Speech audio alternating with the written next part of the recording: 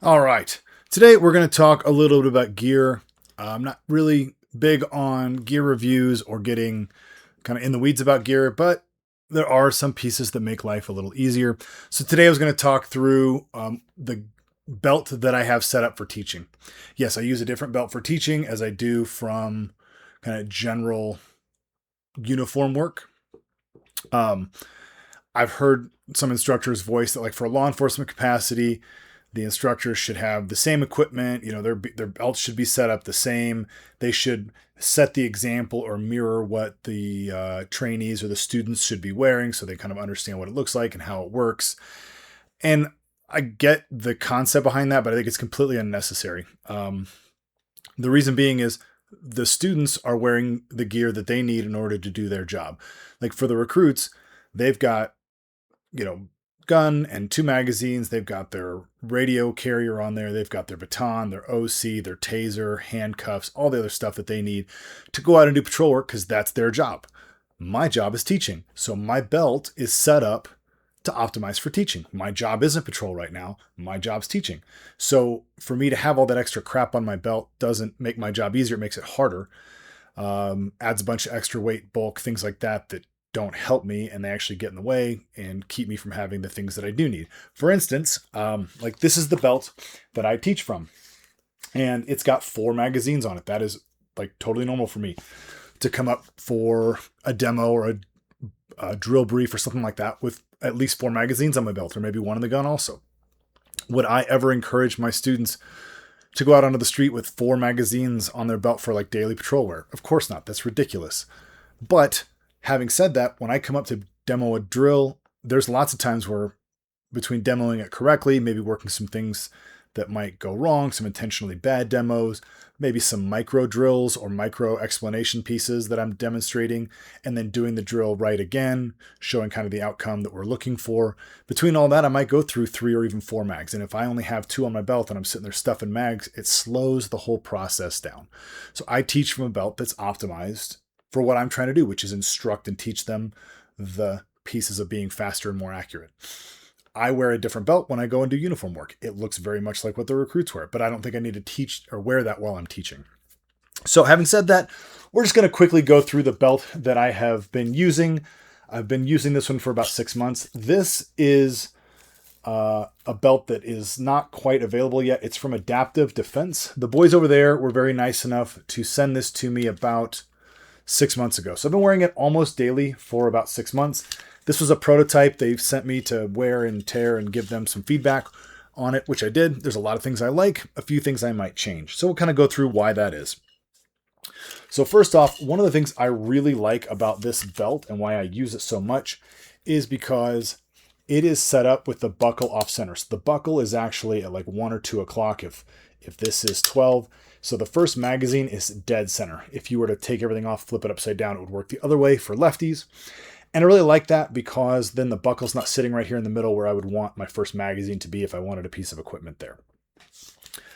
I like the Cobra buckle setup. I can pull the webbing to tighten it up, but it's also, it's the typical Velcro overlap. Then you kind of lock it down with the Cobra buckle and tighten it with that webbing. And I really like that. The next thing about it that I really, really like is the fact that it is contoured. So the back is kind of flat, but then it curves up and around. So kind of as you pull it around your waist, if you were to lay it out flat on the ground, it's not perfectly straight. It goes out and then kind of up and then around. And it makes wearing it for 10 hours a day a lot more comfortable. One of my favorite things about this is the fact that it's slotted. So all the Velcro here has got slots cut in each section. And that way it allowed me to directly bolt on my mag carriers. And what's really nice about that is that the Velcro then is still accessible to access the inner belt. Whereas if you were to put like a piece of Tech Lock over your belt, the plastic is in the way of the Velcro. If you're using 3 or 4 mags in a row like I am, or on a duty belt setup, if you've got 2 mags and a radio and then a tourniquet and then some other piece of gear and then handcuffs, you have almost no Velcro engagement between your outer and inner belt. Then things start to get heavy. They sag. Your belt's not as secure. You keep trying to cinch it down to make it tighter so it feels better. not moving around as much, and it just doesn't work as well. So this allows secure attachment of everything with less bulk, no plastic in the way, no attachment pieces in the way, and full engagement of the Velcro all the way around, which I like a lot.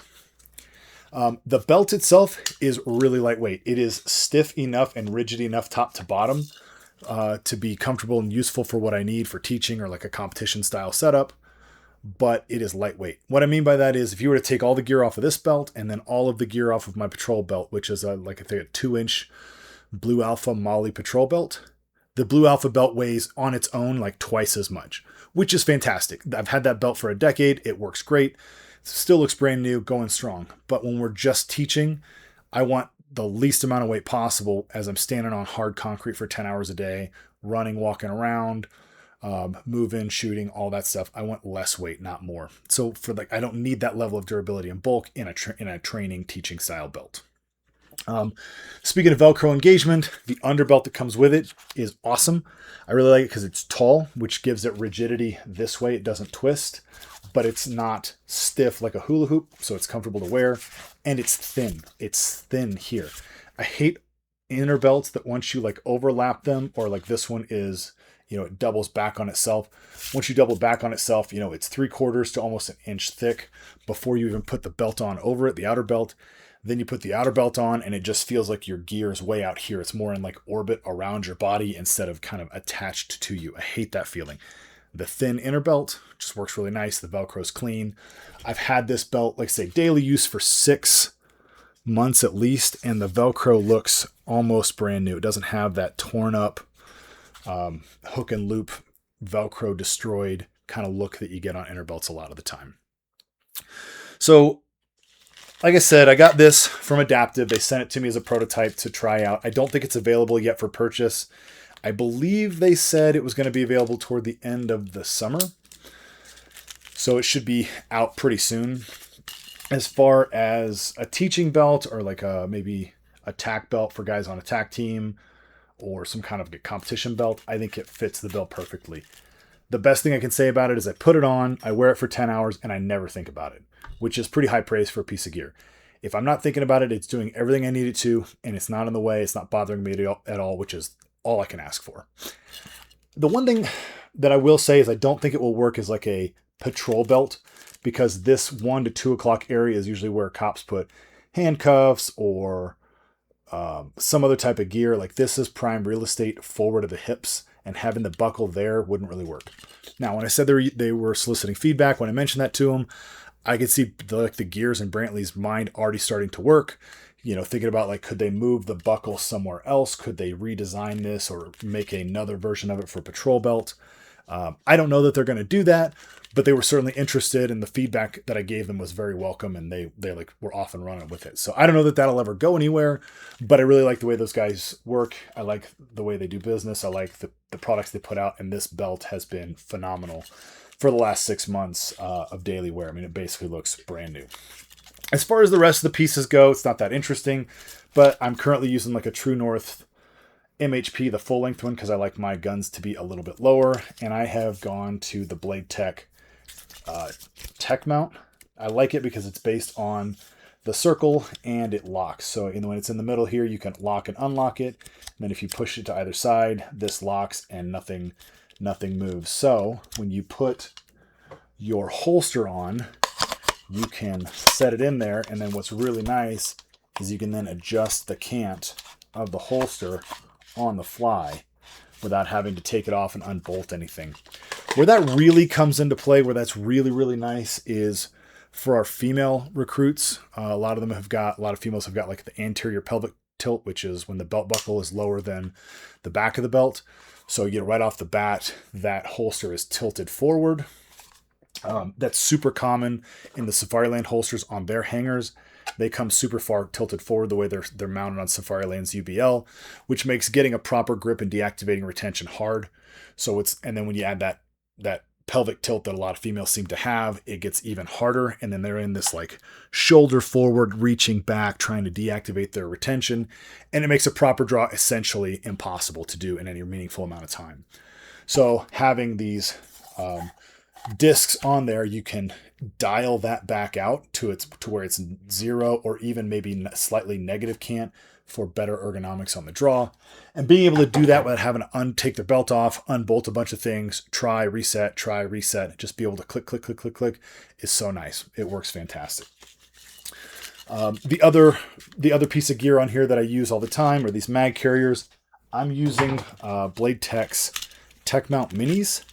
And what's nice about them is, again, you can adjust the cant of your equipment, or you can take it off and hot swap it out.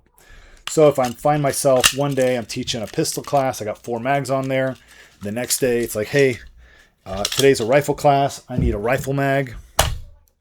Then I can just grab one of my rifle mag carriers that got the adapter on it, slide it into place, bingo, bango, banjo, we're off and running. I've got a rifle mag. If I'm teaching a whole rifle week, take this one off too, throw another rifle mag on there, 2 pistol, 2 rifle, good to go. Now, when I have talked about these Blade Tech mounts before and how much I like them, I did a bit of a workup on them, or not workup, but a video on them last year on Instagram. Somebody asked me like, hey, why is it upside down? Well, in the literature, usually you see this tab pointed down at 6 o'clock, but when it's down there, especially up front, kind of in the anywhere between the 12 o'clock and like 10 o'clock position on your body, if you're right-handed, or be 12 o'clock to 2 o'clock position for the lefties. When you sit down or kneel down, this part can get hit by your thigh and unlock your magazine, then it falls out. Well, since these don't have the locking piece like the holster piece does, there's no lock on these. There's really no way to keep it from doing that. And I found the easiest way to fix that is to flip it upside down. And the nice thing is, because it's based on the whole circle thing, flipping it upside down is essentially like there's no difference. It works fine. It doesn't fall out. It doesn't move. Like once it's locked, it's good to go. So yeah, that's essentially my teaching belt. I wear this every day, 10 hours a day. It does everything I need it to. It has nothing on it that I don't need. No additional bulk or weight. Nothing get in the way. And it allows me to do all the stuff that I need. So my attention's not on my gear. I'm not worried about it. I'm not having to think about, oh, do I need to reload my mags for this next demo? Do I have enough ammo? My attention's on my students, on the coaching, or it's on the drill, or on the brief, or whatever it is that I'm about to do that really needs my attention. I don't have to be distracted by messing with my gear, which is important to me. That's where gear matters. If I find myself worrying about it, thinking about it, fiddling with it, it's not working. What I want is to set it and forget it, and then it just works.